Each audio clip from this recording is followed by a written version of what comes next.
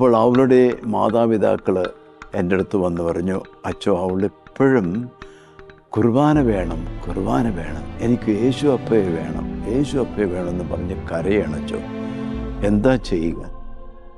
അപ്പം ഞാൻ അല്പം ഒന്ന് പ്രാർത്ഥിച്ചിട്ട് അപ്പോൾ എനിക്ക് തോന്നി ബിഷപ്പിനോട് പ്രത്യേക ഒരു അനുവാദം വാങ്ങിക്കുക.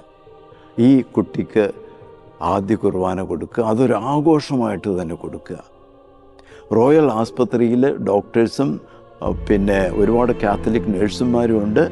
അവരുടെയൊക്കെ സഹായത്തോടെ അധികാരികളിൽ നിന്ന് അനുവാദം വാങ്ങിച്ച് റോയൽ ആസ്പത്രിയിൽ വെച്ച് ഒരു വാർഡിൽ വെച്ച് ആഘോഷമായിട്ടുള്ള ഒരു കുർബാന അർപ്പിക്കുകയാണ്.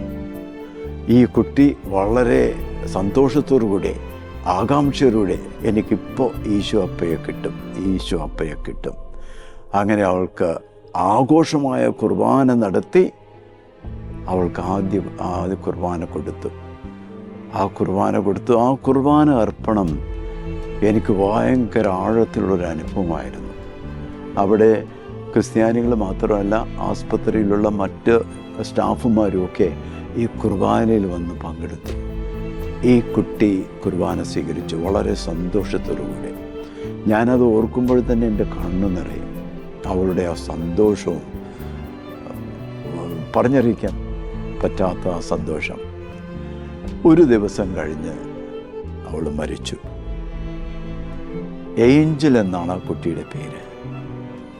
എൻ്റെ ജീവിതത്തിൽ എനിക്ക് ഒരിക്കലും മറക്കാൻ പറ്റാത്ത ഒരു വിശുദ്ധ കുർബാനയുടെ അനുഭവമായിരുന്നു ഈ അനുഭവം.